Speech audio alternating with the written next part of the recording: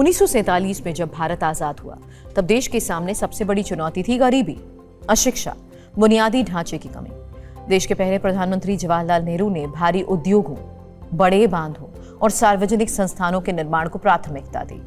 भाखड़ा नांगल बांध, IIT, इसरो की शुरुआती नींव, स्टील प्लांट और वैज्ञानिक संस्थानों की स्थापना उसी दौर में हुई। उस समय भारत के पास संसाधन सीमित थे, आर्थिक मॉडल राज्य नियंत्रित था, कंज्यूमर इकोनॉमी यानी आम लोगों के लिए आधुनिक सुविधाओं का विस्तार उस समय प्राथमिकता में नहीं था।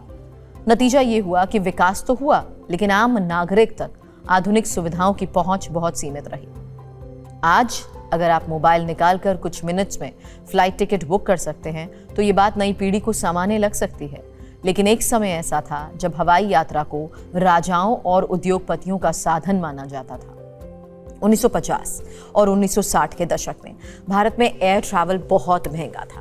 देश में हवाई अड्डे भी सीमित थे, केवल बड़े शहरों तक ही हवाई सेवाएं उपलब्ध थी। लेकिन पिछले वर्षों में स्थिति तेजी से बदली। क्षेत्रीय हवाई संपर्क योजना, उड़ान योजना और कम लागत वाली एयरलाइंस के विस्तार ने तस्वीर बदल दी। आज छोटे शहरों के लोग भी विमान यात्रा कर रहे हैं। अब हवाई यात्रा विलासिता नहीं बल्कि समय बचाने का एक साधारण विकल्प बनती जा रही है। एक समय था जब दिल्ली से मुंबई की यात्रा कई दिनों में पूरी होती थी।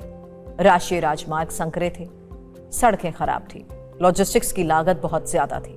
लेकिन पिछले 2 दशकों में एक्सप्रेसवे संस्कृति तेजी से विकसित हुई है।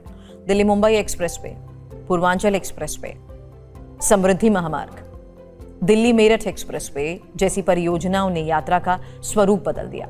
शहरों के बीच दूरी किलोमीटर में नहीं बल्कि घंटों में मापी जाने लगी है। इसका सीधा असर व्यापार, पर्यटन और रोजगार पर पड़ा है।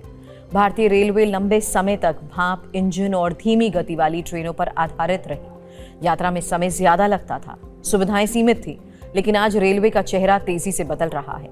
वंदे भारत एक्सप्रेस, स्टेशन पुनर्विकास, इलेक्ट्रिफिकेशन, आधुनिक coach, semi high speed network और सब रेलवे ने भी नई पहचान दी है। कई राजनीतिक विश्लेषक मानते हैं कि नेहरू और मोदी की तुलना केवल व्यक्तियों की तुलना नहीं है, ये 2 अलग अलग समय, 2 अलग अलग आर्थिक परिस्थितियों, 2 अलग अलग विकास मॉडल्स की तुलना है। नेहरू का दौर राष्ट्र निर्माण का शुरुआती दौर था, जबकि आज का भारत वैश्विक अर्थव्यवस्था का हिस्सा है।